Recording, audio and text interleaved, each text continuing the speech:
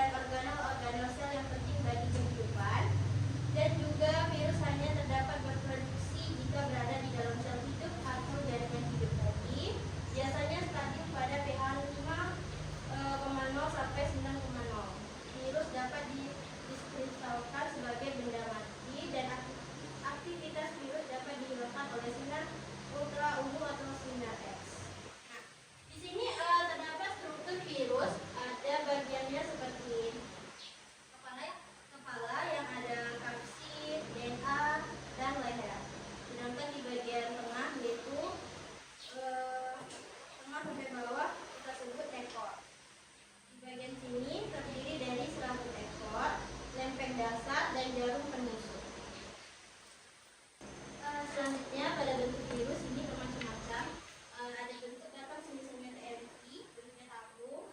Ada juga bentuk datar ujung oval atau seperti peluru, misalnya pada Staphylococcus.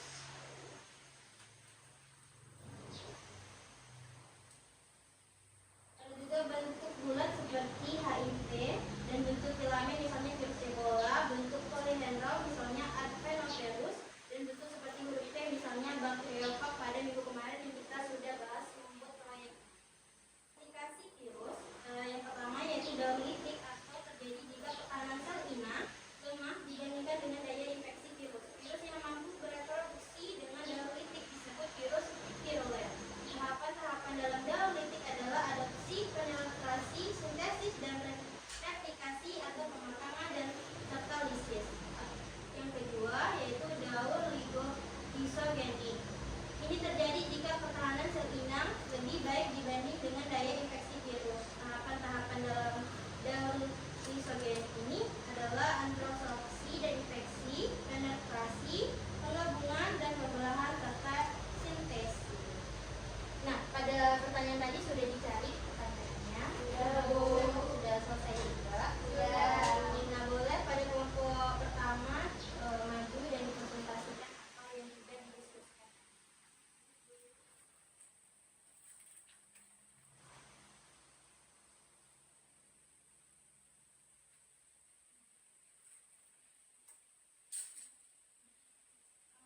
Baiklah, kami akan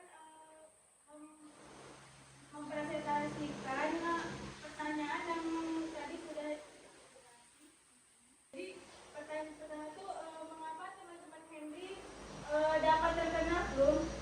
Jadi jawabannya itu karena virus flu itu dapat menyebar dari orang yang sakit melalui batuk, bersin, dan juga kontak dengan benda yang terkontaminasi. Pertanyaan yang kedua itu apa sebenarnya virus itu? Jadi virus itu merupakan organisme sangat kecil yang tidak bisa hidup sendiri dan harus masuk ke sel inang untuk berkembang biak.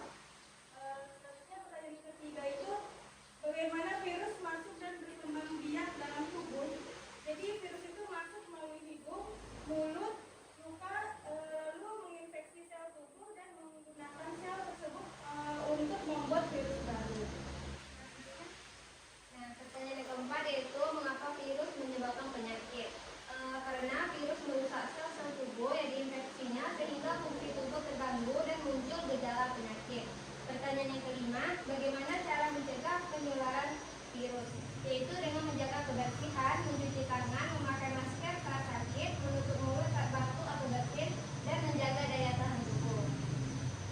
Dari kesimpulan pertanyaan tadi itu yang adalah virus adalah organisme yang sangat kecil yang dapat menular dari satu orang ke orang lain, masuk ke dalam tubuh dan berkembang biak di dalam sel, sehingga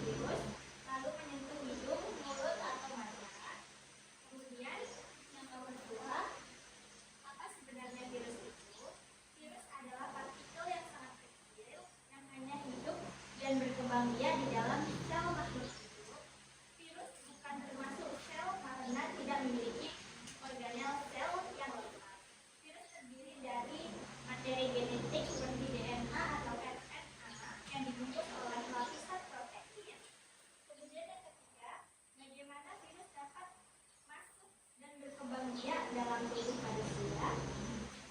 Virus masuk ke dalam tubuh melalui saluran pernapasan, makanan, minuman, luka, atau kontak dengan cairan tubuh yang terinfeksi.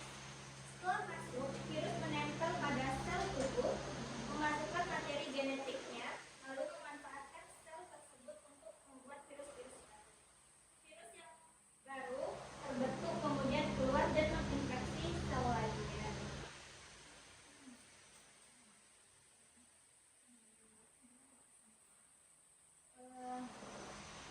Lalu ada virus menyebabkan penyakit karena merusak atau menghancurkan sel tubuh saat berkembang biak. Kerusakan sel tersebut mengganggu fungsi organ tubuh dan memicu respon sistem kekebalan tubuh sehingga muncul gejala seperti demam, batuk, pilek, sakit tenggorokan, atau gejala penyakit lainnya. Cara mencegah penularan virus yang pertama itu ada mencuci tangan dengan sabun dan air mengalir secara teratur, menggunakan masker saat sakit atau berada di tempat ramai, menutup mulut dan hidung saat batuk atau bersin, menghindari kontak dekat dengan orang yang sedang sakit, menjaga kebersihan lingkungan.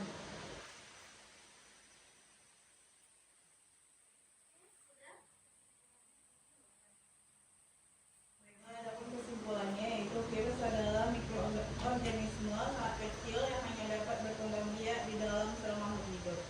Virus dapat menular dari satu orang ke orang lain melalui berbagai cara, seperti percikan air liur dan kontak dengan benda yang berkontaminasi. Setelah masuk ke dalam tubuh, virus berkembang biak dan merusak sel sehingga menyebabkan penyakit. Oleh karena itu, menjaga kebersihan, menerapkan pola hidup sehat, dan melakukan vaksinasi sangat penting untuk mencegah penularan virus.